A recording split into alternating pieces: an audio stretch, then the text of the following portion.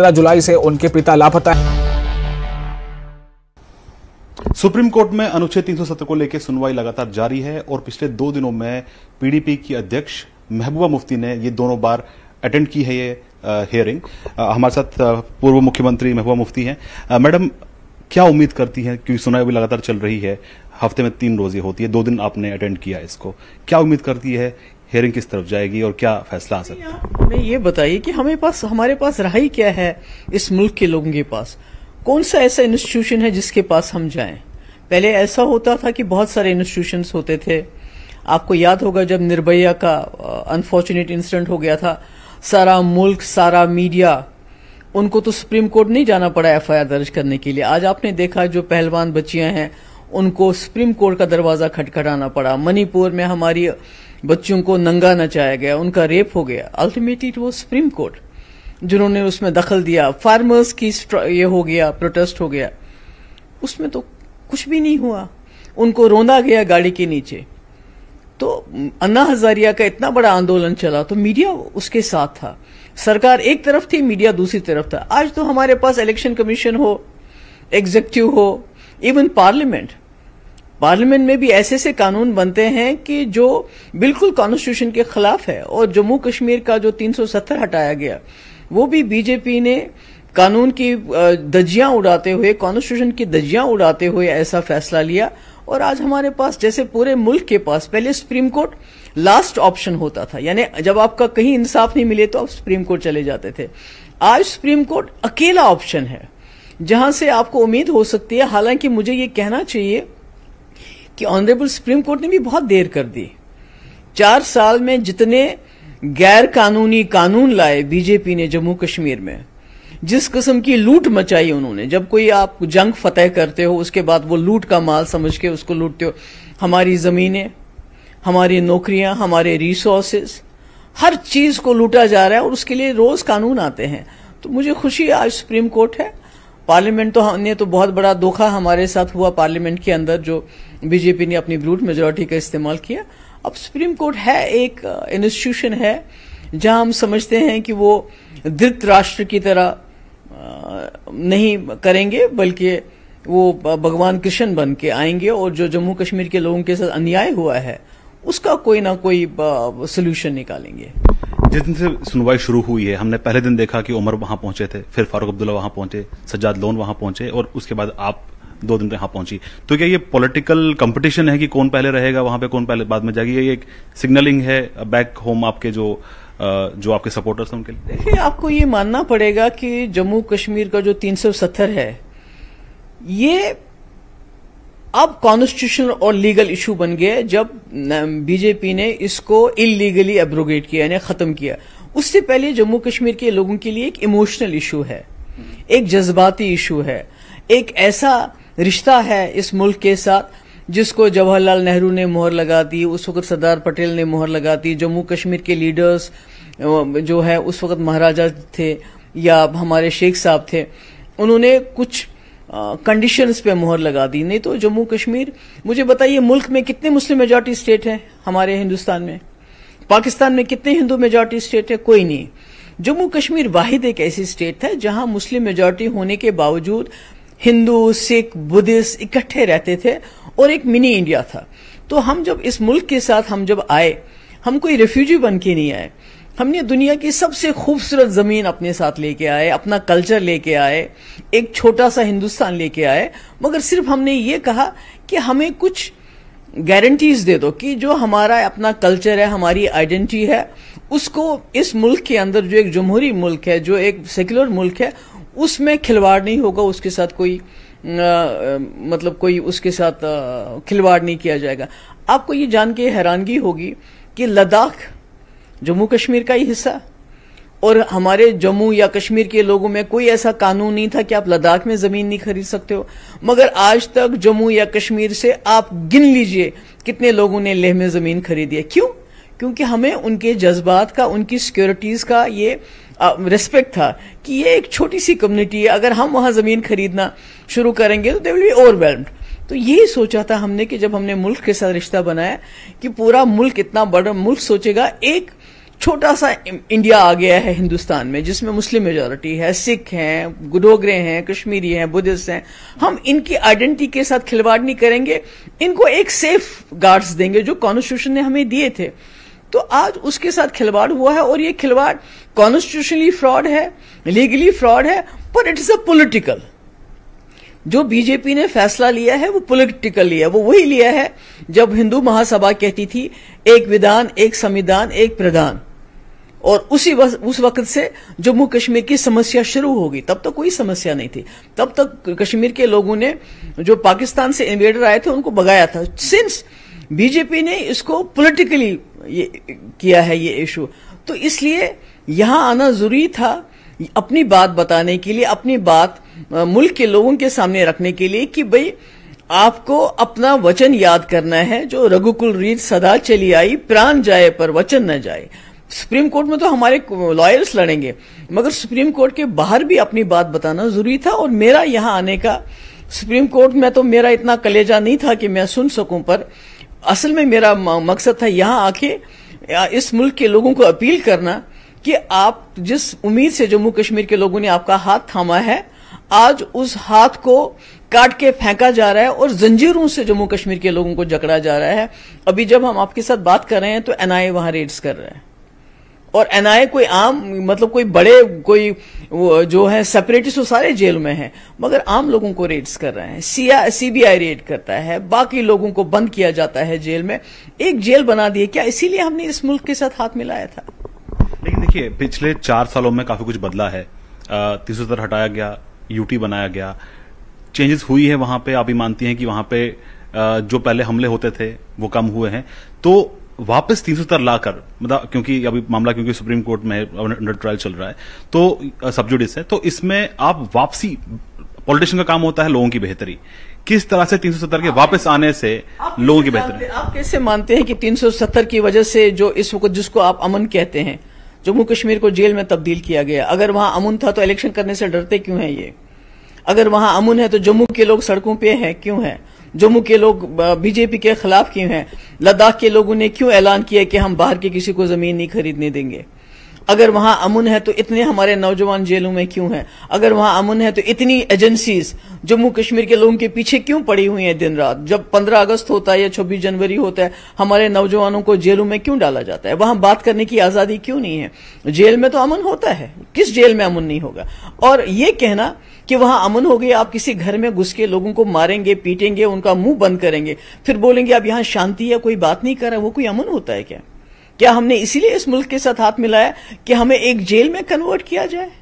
लेकिन political party की demand रही है कि 370 को वापस लाना चाहिए, उससे होगा क्या? बदलाव क्या होंगे? रोड मैप क्या है आपके पास? नहीं, रोड मैप की क्या बात है, ये तो एक कमिटमेंट की बात है। अगर जम्मू कश्मीर को किसी भी रियासत की तरह, अभी मुझे बताइए कितनी ऐसी रियासतें हैं जहां आप जमीन नहीं खरीद सकते हो? अभी 2015 का नागालैंड के साथ क्या किया अमित शाह साहब और ये जो बीजेपी की सरकार ने? कौन सा उनके साथ एग्रीमेंट जो एग्री किया है कि आपका कॉन्स्टिट्यूशन और झंडा देंगे? जब हमारे पास झंडा और हमारा कॉन्स्टिट्यूशन था, और इस मुल्क का कॉन्स्टिट्यूशन और झंडा था, बहुत खूबसूरत एक फेडरल स्ट्रक्चर था। आप देखिए, अमेरिका से के लोगों से ज्यादा तो देशभक्त कहीं नहीं है, मगर वहां हर स्टेट का अपना फ्लैग, अपना कॉन्स्टिट्यूशन, अपने लॉज होते हैं। तो जम्मू कश्मीर को ही क्यों पिकअप किया गया? इसलिए कि इसको तहस नहस करना है, इसको बर्बाद करना है। तो जो भी लोग होंगे जिनको भी थोड़ी सी अक्ल होगी, अभी देखिए आपको ये हैरान ये होगी सुन के कि ड्रग अनएम्प्लॉयमेंट, कि हर 12 मिनट में कश्मीर में, जम्मू में एक नौजवान एडमिट होता है अस्पताल में। ये ड्रग्स कहां से आते हैं? किस पोर्ट से आते हैं? वो पोर्ट का जो मालिक है वो किसका दोस्त है? ये तो कारोबार बना दिया। हम जम्मू कश्मीर की रेत हो, बाजरी हो, कंस्ट्रक्शन हो, शराब के कॉन्ट्रैक्ट्स हो, वो सब बाहर के लोगों को, हर चीज लूटी जा रही है। ये तो जम्मू कश्मीर को ठीक करने की नियत से नहीं किया गया, क्योंकि जम्मू कश्मीर सबसे प्रॉस्परस स्टेट था पूरे मुल्क में। हमारे यहां कोई सड़क पे नहीं सोता था, रेलवे स्टेशन पे नहीं सोता था, हमारे यहां कोई इंतजार नहीं करता था कब 5 किलो चावल हमें मुफ्त में मिलेगा, क्योंकि हमारी जमीन, हमारे जॉब्स हमारे पास होते थे। आज तो 5 साल से जॉब्स की रिक्रूटमेंट जो हो रही है, हर पे स्कैम पे स्कैम, स्कैम पे स्कैम। तो आप किस चीज को कहते हैं डेवलपमेंट? आपने कहा था कि अगर 370 को छेड़ा जाएगा तो कश्मीर में तिरंगे को कंधा देने वाला कोई नहीं होगा। लेकिन हमने 15 अगस्त पे देखा कि 15 अगस्त वहां पर हर जगह तिरंगा हमको देखने को मिला, लाल चौक से लेके हर डिस्ट्रिक्ट में। तो आपको लगता है कुछ बदलाव हुआ है, लोग वहां पर निकले हैं तिरंगा लेकर? बड़ा बदलाव ये हुआ है कि जम्मू कश्मीर में पथराव खत्म हो गया है तकरीबन, और पूरे मुल्क में पथराव शुरू हो गया है। जम्मू कश्मीर में वायलेंस खत्म होने की बात आप करें जो आर्मी ने की है, और पूरे मुल्क में जो है मिसक्रेंट्स बंदूक उठा के जय श्री राम का नारा लगा के मुसलमानों को मारना चाहते हैं, लिंच करना चाहते हैं। ये बदलाव हुआ है कि जम्मू कश्मीर में, जिस जम्मू कश्मीर में जवाहरलाल नेहरू ने लाखों लोगों के बीच में 1949 में झंडा लहराया था, और कश्मीरी अपने घरों से आके लाखों की तादाद में हंस रहे थे, खेल रहे थे और झंडे की इज्जत कर रहे थे, ये सोच के कि हमने एक ऐसे मुल्क के साथ हाथ मिलाया जो हमारा कदर करेगा, जो हमें संजो के रखेगा, संभाल के रखेगा। और यही वादा उस वक्त मुल्क के प्रधानमंत्री ने कश्मीरियों से किया था। आज आप उसी जम्मू कश्मीर में खुश हो जाते हो जब कोई, अब किस तरह से वो झंडा उठाता है मैं उसमें नहीं जाऊंगी, जब कोई झंडा उठाता तो आप ताली बजाते हो। 75 साल में यही हासिल किया आपने कि आज जम्मू कश्मीर का लोग, क्या जम्मू कश्मीर के लोगों ने 47 में झंडा नहीं उठाया जिस वक्त उन्होंने पाकिस्तान के इन्वेडर्स को भगा के इस मुल्क के साथ हाथ मिलाया? यही उपलब्धि है बीजेपी की। क्या वो ये कहना चाहते हैं कि जवाहरलाल नेहरू के वक्त में, इंदिरा जी के वक्त में, राजीव गांधी के, वाजपेयी जी के वक्त में कोई झंडा नहीं उठाता था, वहां डॉक्टर मनमोहन सिंह के, आज उन्होंने कमाल कर दिया? ये कोई बात है? होम मिनिस्टर ने भी हाल ही में पार्लियामेंट में अपने बयान में कहा था कि हम बात नहीं करेंगे हुर्रियत से, ना ही जमात से और ना ही पाकिस्तान से, हम बात करेंगे जम्मू कश्मीर के यूथ से। तो इस स्टेटमेंट को कैसे देखते हैं? कर रहे हैं ना वो बात, पीएसए के थ्रू कर रहे हैं, यूएपी के थ्रू कर रहे हैं, यूएपीए के थ्रू कर रहे हैं, एनआईए के जरिए कर रहे हैं जो रोज रेड्स डालते हैं, एसयूआई के जरिए, एसआई, इतनी एजेंसी जिसका आपने नाम भी नहीं सुना होगा कि इतनी एजेंसीज वहां काम कर रही है नौजवानों को, लोगों को। एक छोटा सा जो ट्रैवल एजेंट होता है उसको हर महीने में छापा पड़ता है। क्यों? अगर सब कुछ कंट्रोल में है तो फिर आप अपने लोगों को दुश्मनों की तरह क्यों ट्रीट कर रहे हैं? बात तो हो रही है नौजवानों के साथ, मगर बात हो रही है through the barrel of gun, through draconian laws, जो एजेंसीज है उनके जरिए बात हो रही है नौजवानों के साथ। बाकी तो आपने नौजवानों का तो बेड़ा गर्क कर दिया। आपने जितनी भी रिक्रूटमेंट की उसमें स्कैम्स हैं, सब अदालतों में केसेस पड़े हैं, अनएम्प्लॉयमेंट सबसे ज्यादा है जम्मू कश्मीर में। इससे ज्यादा क्या करेंगे आप? अभी हाल ही में देखा आपने कि पाकिस्तान की जो केयर टेकर सरकार है उन्होंने यासीन मलिक की पत्नी को एक जगह दी है, वहां पे उनको एडवाइजर बनाया है। तो कहीं ये ऐसा नहीं लगता आपको कि पाकिस्तान कहीं ना कहीं टेरर कॉन्विक्ट को सिंपैथी दिखाने के लिए उन्होंने कदम उठाया? मुझे अपने यहां मुल्क की बात बताओ, हमारे मुल्क की क्या अंदर क्या हो रहा है? मुझे बताइए कि हमारे मुल्क के अंदर, पाकिस्तान में क्या, पाकिस्तान में जियाउल हक आया, उसने भी बेड़ा गर्क किया था पाकिस्तान का, तब से ही पाकिस्तान का बेड़ा गर्क हो गया। जो पाकिस्तान में मिलिटेंसी, बंदूक, बाकी चीजें आई वो जियाउल हक के टाइम से आई, तब तक पाकिस्तान भी ठीक चल रहा था। हमारे यहां क्या हो रहा है? मुझे ये बताइए कि यहां किसको कहां जाए इंसाफ के लिए? यहां एक जम्मू कश्मीर के लोगों को यह ख्याल था कि पार्लियामेंट एक इंस्टीट्यूशन है, उससे हमें इंसाफ मिलेगा, उसमें तो बेड़ा गर्क हो गया। किसी को भी इंसाफ नहीं मिलता है। पार्लियामेंट में ऐसे कानून, अंग्रेजों के कानून खत्म करके हिटलर के कानून लाए जा रहे हैं इस मुल्क के अंदर, कॉन्स्टिट्यूशन का बेड़ा गर्क किया जा रहा है। तो आप पाकिस्तान की बात क्यों कर रहे हैं? अपने यहां के मुल्क की बात कर लीजिए ना। यहां हम क्या कर रहे हैं? सारी अपोजिशन को जेल में डालना चाहते हैं। आप अपोजिशन के साथ लड़ नहीं सकते, इसलिए उनको जेल में डाल दो। आपने जम्मू कश्मीर को बदलने के बजाय पूरे मुल्क को जम्मू कश्मीर बना दिया है। अभी कोई बात करता है तो उसको जी ईडी और जो बाकी एजेंसीज है उनको पीछे लगाते हैं।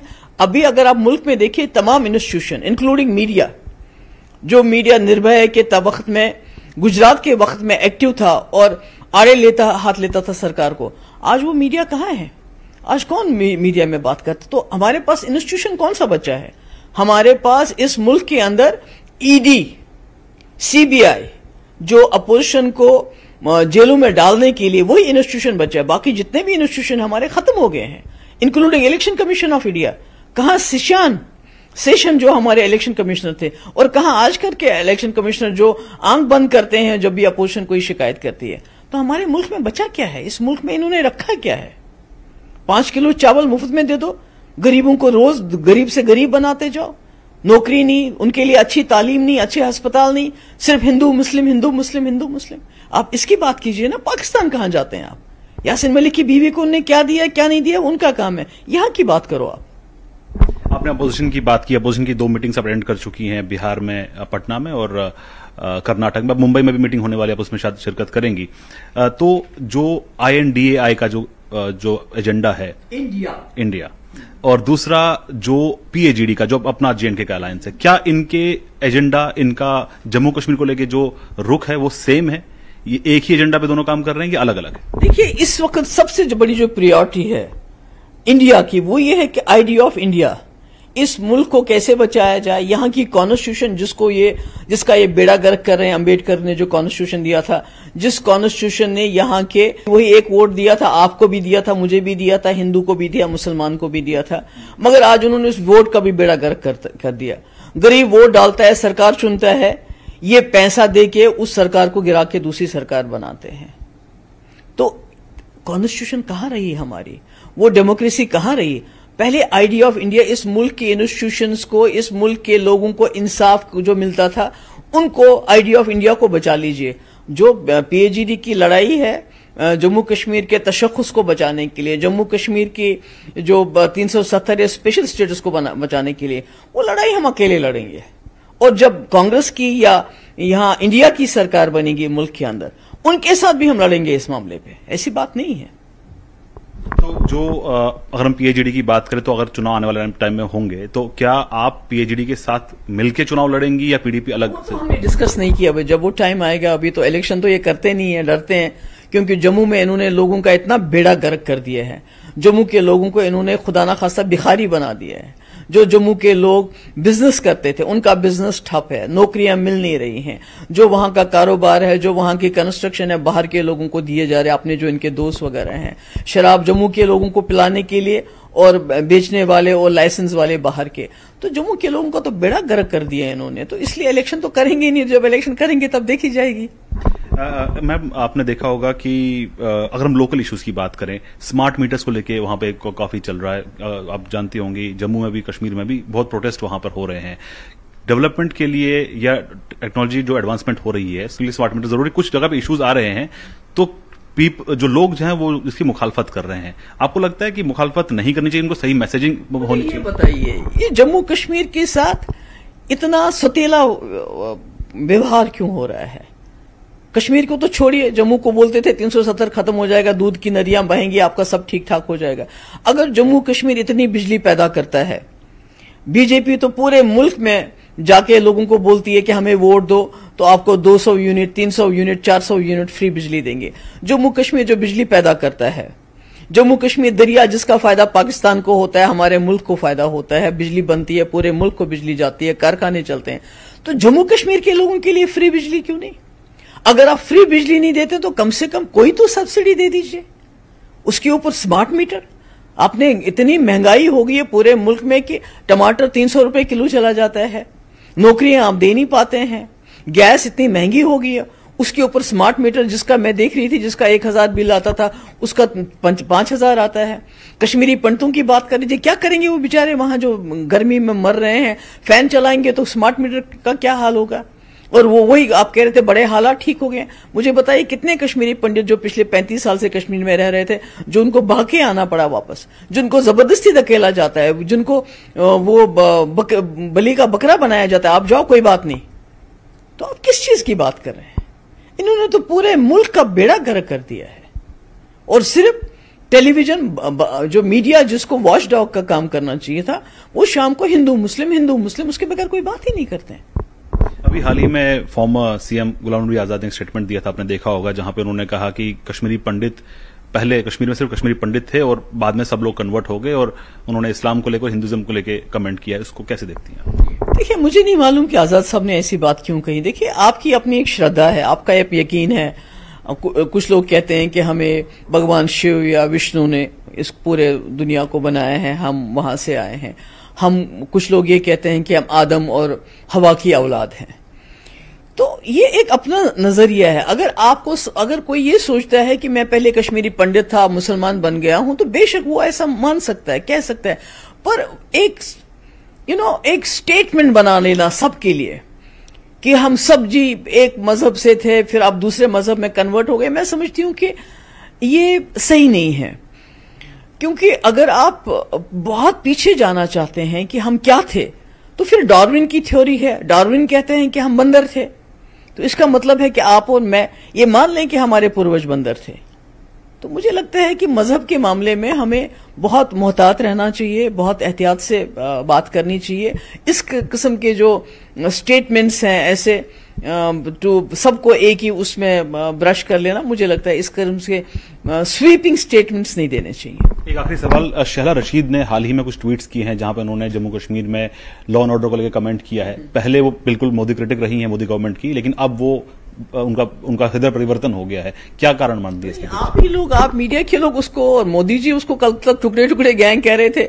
ये तो अफसोस की बात है। अफसोस भी नहीं है, यही होना है कि एक प्राइम मिनिस्टर को इस वक्त, जिसको वो कल तक टुकड़े टुकड़े गैंग कह रहे थे, आज उनको उसकी सर्टिफिकेट चाहिए।